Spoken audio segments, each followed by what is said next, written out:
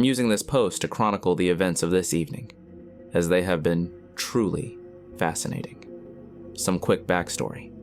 The small section of the city that me and my friends live is generally known to be haunted, and even if you're not a believer in the supernatural, it's at least a bit eerie. I'm not going to dox myself by stating the location, but let's just say that creepy sightings and murders due to unexplainable circumstances are our bread and butter. For most people, this means you move away as soon as they can. For folks like me and my friends, who absolutely love all things spine-chilling, it generally makes for a pretty good time. Our Halloween parties are awesome.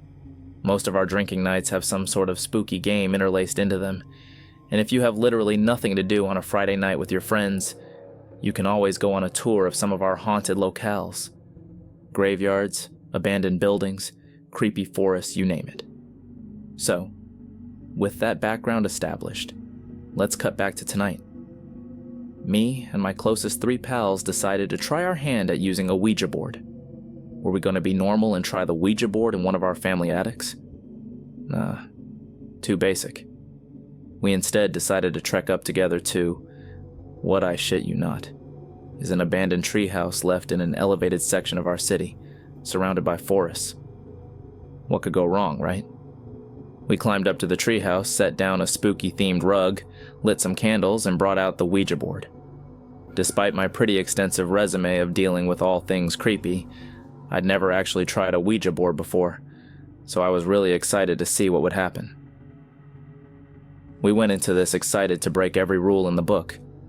We weren't going to do a seance, we were going to ask whatever we want, and we didn't need to worry about being respectful to the spirit, etc. We figured if something interesting were to happen, it'd be more likely if we went in as carefree as possible. We sat in a circle around the Ouija board and got started, asking the simple question, is there a spirit with us? With all of our hands placed on the planchette. No real response. We fluttered the planchette in a few different directions, but we could tell we were kind of forcing it. We asked a few other questions. What is your name? When did you die, etc. But nothing really came of it. After trying for the next half hour and not really getting anything in the form of a response, we decided that we probably didn't have any spooky luck tonight, and opted instead to share scary stories in the treehouse. We left the Ouija board out just in case we get luckier later in the night. Amidst a break in our storytelling where everyone was grabbing drinks and snacks from their bags, I decided to give the Ouija board another quick go. I placed my hand on the planchette alone and whispered the following question. Will you please grace us with your presence tonight? Surprisingly, the planchette started moving. It's hard to explain, but you kind of know when something is moving on its own, versus you sort of subtly and subconsciously moving it with your hand to force an answer. This felt real. A tingle went up my spine. It was cool as hell. My hand was moved to the following letters. Y-E-S. Awesome. I looked over to the group and told them that the Ouija board was working again. Excitedly, we all huddled around and placed our hands on the planchette. I followed up with another question. Where are you from? We sat there excitedly waiting for something. Instead, nothing. The planchette was still. The lack of any sort of external force with us was very, very obvious. Disappointing. But I had an idea I wanted to follow up with. I turned to my friend Kevin and asked him, do you want to try doing it solo? It worked for me. Kevin was confused, but he decided to give it a try. We all backed up to give him some space with the Ouija board. He placed his hand on the planchette and repeated my question. Where are you from? His expression changed to shock as his hand started moving with the planchette. He turned to all of us and mouthed, I'm not doing this. To which I excitedly mouthed back, I know.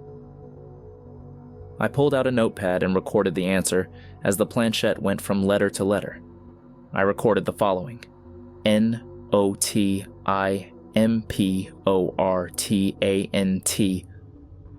Love it.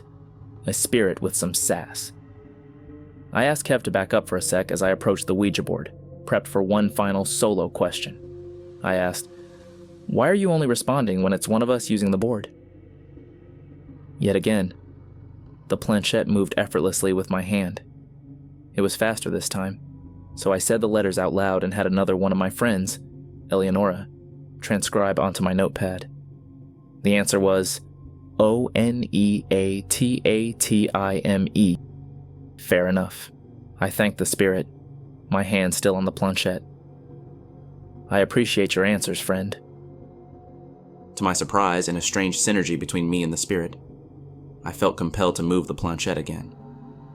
It was the fastest it had ever been this time, as it covered the following letters: TELLEVERYONEELSETOLEAVE.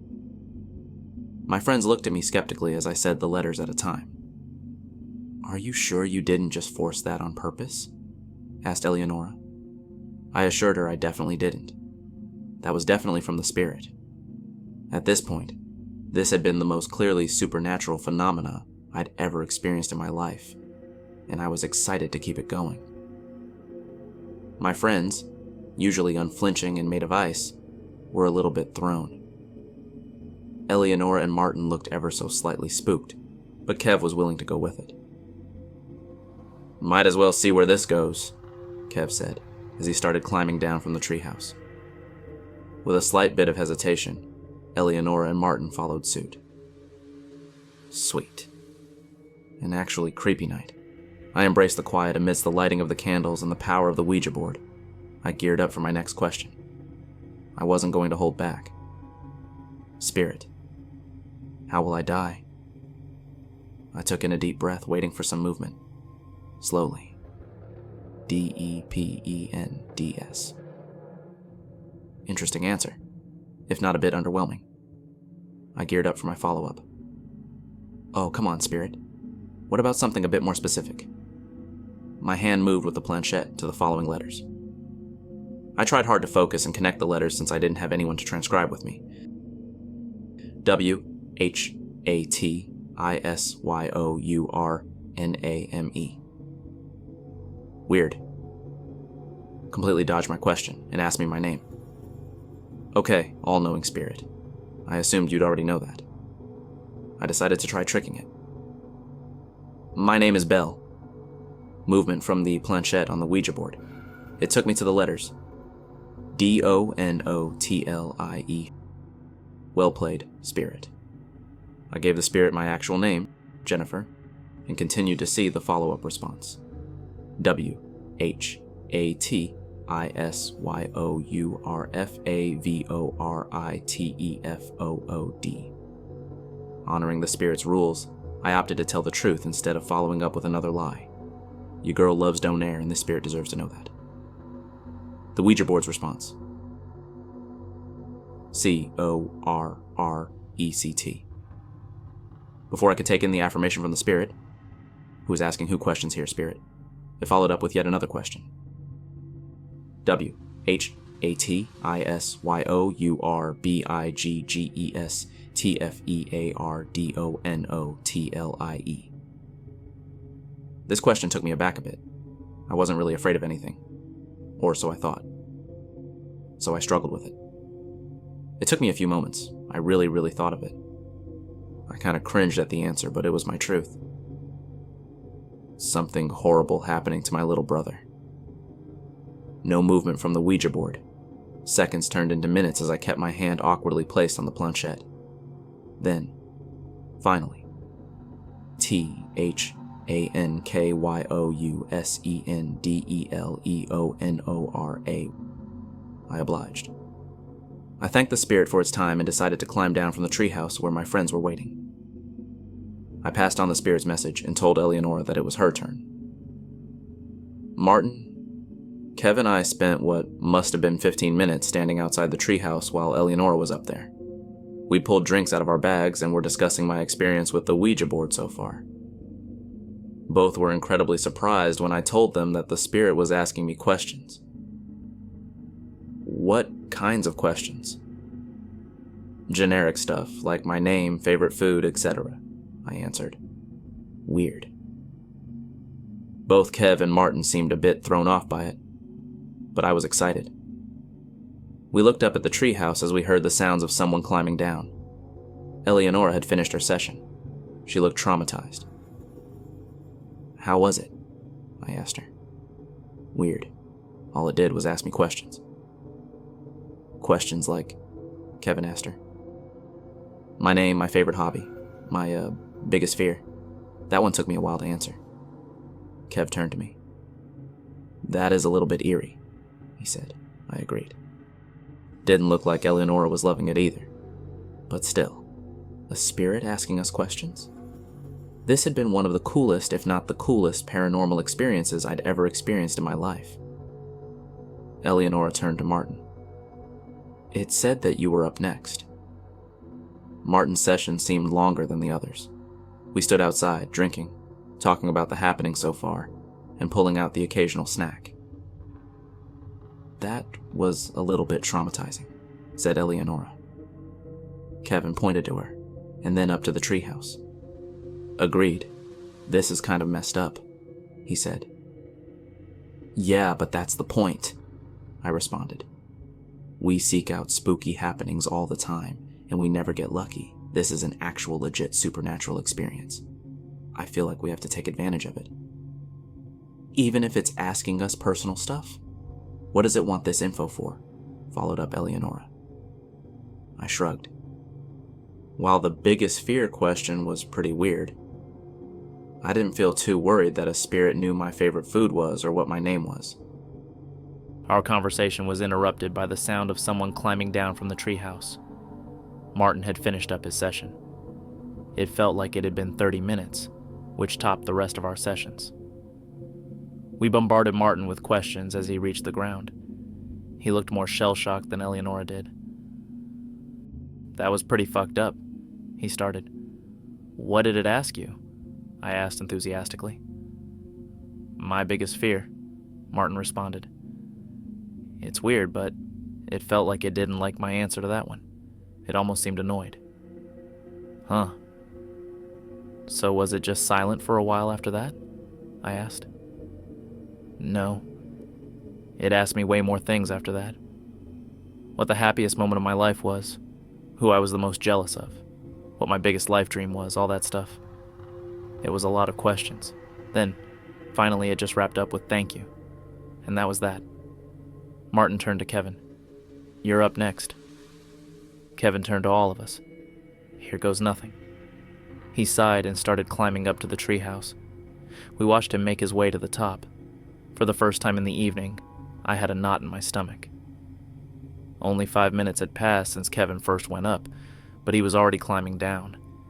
He was shaking his head as he made his way down the ladder into our group. "Fuck that," said Kevin. "What happened?" we asked him. He just shook his head. "That shit is dangerous. We need to get the fuck out of here ASAP." I'd never seen Kevin like this. He was uncharacteristically shook. "You have to tell us more. What did it ask you? What did it say?" But Kevin ignored all of our questions. He started packing up his bag. "You guys can play with fire if you want, but I'm out of here. I suggest you guys come too," he said. I watched as Martin and Eleonora started packing up as well. "I had bad feelings throughout this whole thing. I think we should leave," said Martin. "Guys, what the hell? Just because it's unsettling doesn't mean we have to pack up. We can just hang out up there and do something else," I said back. "This doesn't feel right," said Eleonora. I watched them as they all took a few steps away from the treehouse and towards the forest. "You coming?" asked Kevin. I stood my ground. Kevin just shook his head and started heading out on his way. "Suit yourself." I had no idea what could have possibly happened up there that would have shook him this much. He had already started walking as Martin and Eleonora pleaded with me to come with them. I said no. Begrudgingly, they all left. You're probably wondering, wasn't I scared? Especially now that I was alone? The answer was yes, but something in my soul told me that I was up next. I'd spent my whole life waiting for something that was truly supernatural to happen, and now it was in front of me. With my fingers jittering, I climbed up to the treehouse as my friends departed. It took me a moment to pull together the bravery to put my hand on the planchette. The candles were still lit. The setting was just right. Finally, I spoke to the spirit again. Why are you asking us all these questions? Nothing, for a few minutes. Then my hand moved with the planchette slower than usual. The answer? TOCONFIRMMYSUSPICIONS. Confirm your suspicions of what? Movement from the planchette on the Ouija board. ONEOFYOUISNOTWHOYOUSAYYOUARE. What are you talking about?